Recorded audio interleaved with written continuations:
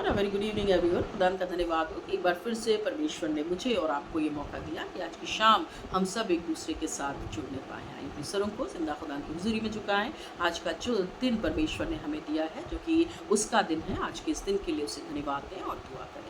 धन्यवाद के साथ खुदावन एक बार फिर से आज की शाम प्रभु जी हम सब आपकी हुजूरी में आते हैं, दुआ करते हैं प्रभु जी आज के इस दिन के लिए। प्रभु जी हम आपसे प्रार्थना करते हैं खुदावन कि जितने लोग आज की शाम हमारे साथ जुड़े हैं परमेश्वर, आप इनमें से हर एक से बोले और बातचीत करें। अपने हाथों को बढ़ा के परमेश्वर इन्हें आशीष दे और बरकत दे। सारा आदर इज्जत आपको देते हुए प्रार्थना आपके नाम से मांगते हैं, इसे सुनो ग्रहण करें, आमीन। इस समय अजीजों कि हम परमेश्वर के वचन से पढ़ेंगे, मेरे साथ में पढ़ने के लिए निकाल लें नीति वचन उसका 15 अध्याय और उसकी 9वीं आयत। Proverbs chapter 15 and verse 9। यहाँ इस प्रकार से लिखा है, मैं पढ़ती हूँ हम सब के लिए। दुष्ट के चाल चलन से यहोवा को घृणा आती है, परंतु जो धर्म का पीछा करता उससे वो प्रेम रखता है। खुदा के कलाम की पढ़े और सुने जाने की समझ हम में से हर एक को अता करे। अगर हम यहाँ पे देखें अजीजों तो परमेश्वर का वचन नीति वचन उसके 15 अध्याय उसकी 9वीं आयत में इस प्रकार से कहता है कि जो लोग परमेश्वर के भय में अपने जीवन को नहीं बिताते। साफ यहाँ पे परमेश्वर का वचन कहता है कि वो लोग जो दुष्टता के मार्ग पे चलते हैं, या वो लोग जो परमेश्वर के भय में अपने जीवन को नहीं बिताते और परमेश्वर की नज़दीकी में अपने जीवन को नहीं रखते, परमेश्वर यहोवा उनकी जिंदगियों से, उनके जीवनों से घृणा करता है। लेकिन अगर हम देखें अजीजों कि अगर आज के समय को आप देखें तो कई बार जब आप खराई के साथ, जब आप सिधाई के साथ अपने जीवन को जीते हैं, तो ये जो सेकुलर वर्ल्ड है, ये जो वर्ल्डली लोग हैं, ये जो दुनिया है जिसमें हम और आप रहते हैं अजीजों, कई बार जिस स्पिरिट के साथ है ना, क्योंकि हम जानते हैं कि हम मसीह हैं, परमेश्वर के जन हैं, so we have to be humble. हमें बहुत नम्र और दीन होना है, हम्बल होना है, हमें एक दूसरे से प्रेम करना है, और सबसे बड़ी चीज़ we have to give respect one and other. हमें एक दूसरे को रिस्पेक्ट करना है, एक दूसरे को आदर देना है। लेकिन when we do all these, लेकिन जब हम ये सब कुछ ले करके अपने जीवन में आगे बढ़ते हैं, sometimes we find that we are fail in this world. कई बार हमें लगता है कि हम अपने परमेश्वर के द्वारा बताए गए जीवन को जी रहे हैं, जैसा परमेश्वर के वचन में लिखा है कि परमेश्वर यहोवा जो है वो सीधे मन वालों से, खराई से, अभी पढ़ूंगी मैं हम सब के लिए, कि खराई से चलने वालों से परमेश्वर यहोवा प्रसन्न होता है, और दुष्टता जो करते हैं या जो गलत चीज़ों को अपनाते हैं या परमेश्वर की संगति से दूर रहते हैं, परमेश्वर उनके जीवन से घृणा करता है। लेकिन कई बार जैसा कि मैंने कहा कि when we live a simple life, जब हम एक साधारण जीवन को जीते हैं, sometimes we find difficult to fit in this world. कई बार हम इस संसार में अपने आप को अनफिट पाते हैं। हमें लगता है कि जो लोग हैं वो हमसे कहीं आगे निकल चुके हैं, चाहे आपकी पास कितनी भी काबिलियत हो, लेकिन आप इस चीज़ को देखिए कि कई बार जो लोग हैं वो आपसे बहुत आगे आपको नजर आएंगे। And sometimes we find difficult कि क्यों हम उस चीज़ को बहुत मुश्किल महसूस करते हैं कि क्यों मेरे और आपके साथ ऐसा हो रहा है। क्यों? क्योंकि हम अब परमेश्वर की राह पे चल रहे हैं, हम परमेश्वर को आदर दे रहे हैं, हम परमेश्वर के वचन के अनुसार अपनी ज़िंदगी को जी रहे हैं। Then also we find that we are not in that place. हम उस स्थान पे नहीं हैं जहाँ पे हमें आज होना चाहिए। लेकिन अगर हम देखें परमेश्वर के वचन में, तो यहाँ पे साफ परमेश्वर का वचन कहता है कि हमें उन चीज़ों को नहीं देखना है या उन चीज़ों की तरफ ध्यान नहीं देना है जो इस संसार की हैं, और हमें उन चीज़ों की तरफ ध्यान देना है, उन बातों की तरफ ध्यान देना है जो परमेश्वर ने हमारे और आपके लिए रखा है। आगे के वचन को मैं पढ़ती हूँ, हम ध्यान से सुने।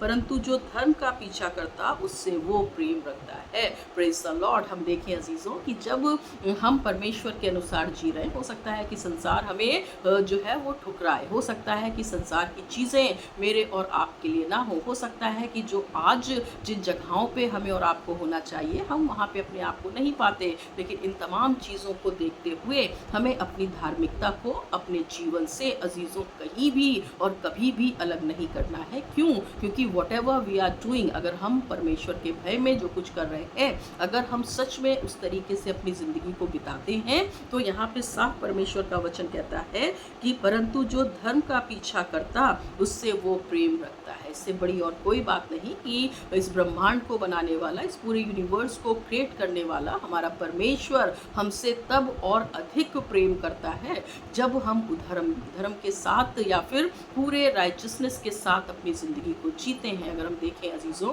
तो परमेश्वर के वचन में, है ना, परमेश्वर का ये जो जीवित वचन है, इसमें बहुत सारे ऐसे लोग हैं जिनके जीवन के बारे में हम जानते हैं। अगर हम नूह के बारे में बातचीत करें, उत्पत्ति की किताब को अगर आप पढ़ें तो वहाँ पे एक बहुत सुंदर वर्ड्स लिखी, और वो क्या है कि परमेश्वर यहोवा ने जब इस पूरी सृष्टि का अंत किया तो उसने नूह से जो है एक वाचा बांधी, और ही डिडंट टच नोहा, उसने नूह को जो है वो टच नहीं किया। क्यों? क्योंकि लिखा है कि वो तमाम जन जो उस समय संसार में थे, जो इस धरती पे थे, नूह उन सब में क्या था? सच्चा और धार्मिक था। Praise the Lord. अगर हम देखें अजीज़ों कि नूह का बचाया जाना इसलिए था just because of his righteousness, just because of his simplicity. Noah को परमेश्वर ने इसलिए बचाया क्योंकि जिस तरीके की ज़िंदगी उसके आसपास के लोग जी रहे थे, जिस तरीके की बातें वहाँ उसके आसपास रहने वाले लोग करते थे, जिस तरीके की चीज़ों को उसके साथ में रहने वाले लोग पसंद करते थे, Noah was totally different from them.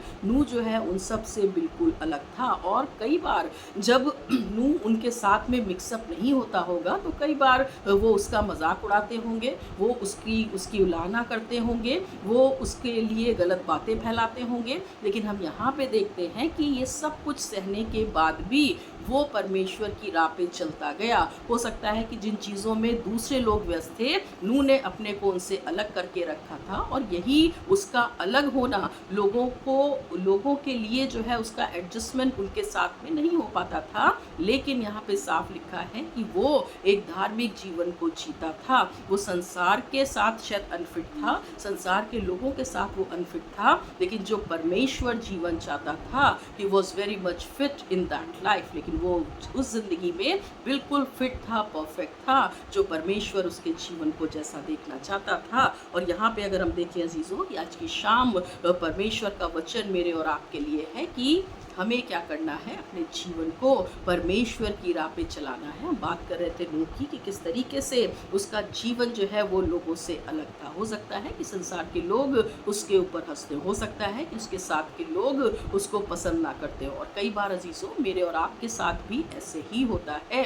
लेकिन जब हमारा परमेश्वर हमसे प्यार करता है तो इससे बड़ी कोई आनंद की बात, कोई धन्यवाद की बात, कोई खुशी की बात शायद अजीज़ों मेरे और आपके लिए नहीं हो सकती। और यहाँ पे अगर हम देखें अजीज़ों कि इसी तरीके से परमेश्वर के वचन में बहुत सारे ऐसे लोग हैं जिनका जिक्र है, जिनके जीवन को देख के परमेश्वर यहोवा प्रसन्न हुआ। अगर हम देखें अजीज़ों कि बहुत सारे ऐसे लोग हैं बाइबल में, बहुत सारे ऐसे जीवन परमेश्वर के वचन में दर्शाए गए हैं, बताए गए हैं, जिनका जीवन दूसरों के जीवन से अलग था। अगर हम नए नियम में देखें तो परमेश्वर का वचन क्या कहता है कि संसार के सदस्य ना बनो, क्योंकि तुम में से तुम्हारे ऊपर मेरी छाप लगी है, तुम्हारे ऊपर मेरी मोहर लगी है, और you are the chosen one, तुम जो हो वो चुने हुए हो। Yes, we are the chosen one and we have to be different from this world. हम चुने गए हैं अजीज़ों, और हमें इस संसार के सदस्य नहीं बनना, लेकिन इससे अलग बनना है। लेकिन कई बार अगर हम देखें अजीज़ों कि आज के इस समय में there is too much competition, बहुत अधिक कॉम्पिटिशन है,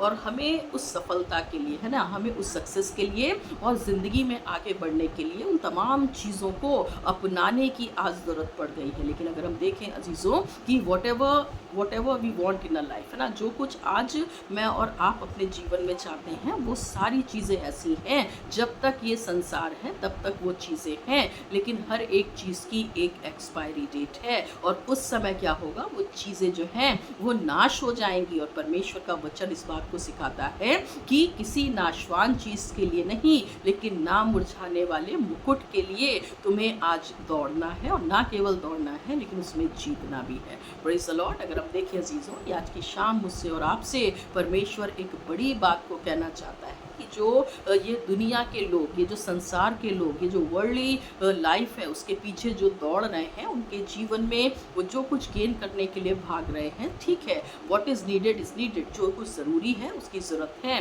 लेकिन अननेसेसरी हम उन चीज़ों के पीछे इतना ना भागें, इतना ना जाएं कि हम अपनी धार्मिकता को खो दें। लेकिन अगर हम देखें अजीज़ों कि हर जगह आज, चाहे वो रिलीजियस प्लेसेस हों, चाहे वो सेकुलर प्लेसेस हों, आज हमें परमेश्वर से डरने वाले लोग बहुत कम नज़र आते हैं, धार्मिकता में जीने वाले लोग अजीज़ों कम नज़र आते हैं। और यही कारण है कि आज हमारा परमेश्वर जो है चाहता है एक बार फिर से आज की शाम मुझसे और आपसे कि हम क्या करें, इस वचन के द्वारा अपने जीवन को उस धार्मिकता के अनुसार जीना सीखें जिसको देख के सच में मेरा और आपका परमेश्वर प्रसन्न हो। फिर से पढ़ती हूँ एक बार नवी आयत को अपने लिए, हम सब के लिए।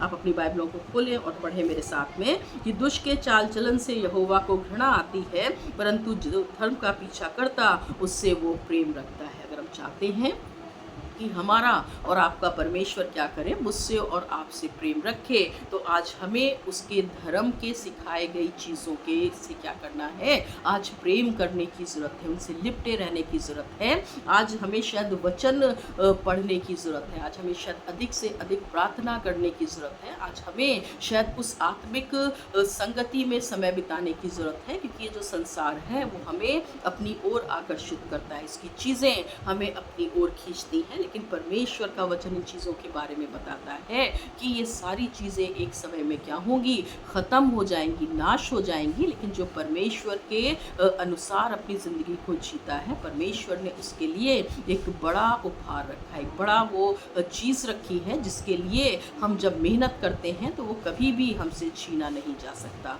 आज की शाम जो वचन अजीज़ों परमेश्वर ने मुझे और आपको दिया है वो इस बात को सिखाता है कि अगर हम धार्मिकता में अपने जीवन को नहीं जी रहे, अगर हम परमेश्वर के अनुसार, उसके कहे अनुसार उन कामों को नहीं कर रहे, अगर वो बातें जो परमेश्वर हमसे चाहता है अगर वो हमारे जीवन में नहीं दिखाई दे रही, तो कभी भी परमेश्वर हमसे और आपसे प्रसन्न नहीं होगा। वो चाहता है कि मैं और आप क्या करें, धार्मिकता के साथ अजीज़ों अपनी ज़िंदगी को जी होने पाए, कि इस वचन के अनुसार हम और भी ज़्यादा परमेश्वर की निकटता में आया। एक बार फिर से अपने सरों को झुकाएं और प्रार्थना करें।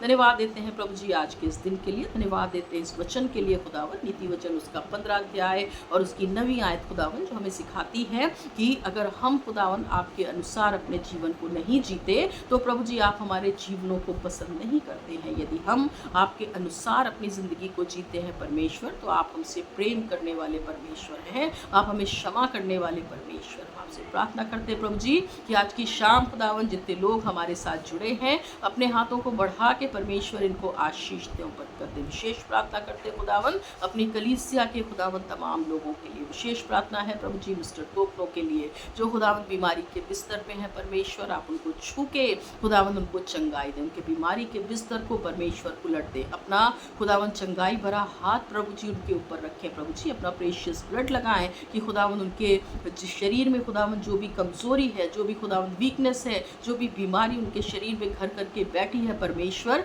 वो उनके शरीर को छोड़ के जा सके परमेश्वर, कि वो आपके भवन में आके एक बार फिर से प्रभु जी इस बात की गवाही दें कि जीवित परमेश्वर ने मुझे छू के चंगाई दी। इसी रीति से प्रार्थना करते हैं प्रभु जी मिस्टर बाबिया के लिए, आप उनके भी साथ हो प्रभु जी, लंबे समय से बीमार है परमेश्वर, बल शक्ति सामर्थ्य से भरे। इसी रीति से खुदावन अपनी कलीसिया के तमाम सीनियर मेंबर्स के लिए प्रार्थना करते हैं खुदावन, हर एक को प्रभु जी आप खुदावन अपनी सामर्थ्य पे बना के रखें, बच्चों के साथ हो, जवानों के साथ हो, अपने कलीसिया के खुदावन महिला और पुरुषों को भी आपकी नज़दीकी में लाते हैं, हर एक के लिए आपकी आशीष मांगते हैं। वे प्रार्थना आपके नाम से मांगते हैं, इसे सुनो, ग्रहण करें, आमीन। आशीष वचन को ग्रहण करें। हमारे खुदावन यीशु मसीह का अनुग्रह, पिता परमेश्वर का प्रेम और पवित्र आत्मा की सहभागिता हम में से हर एक के साथ अब से लेके हमेशा तक होती रहे, आमीन। God bless you all.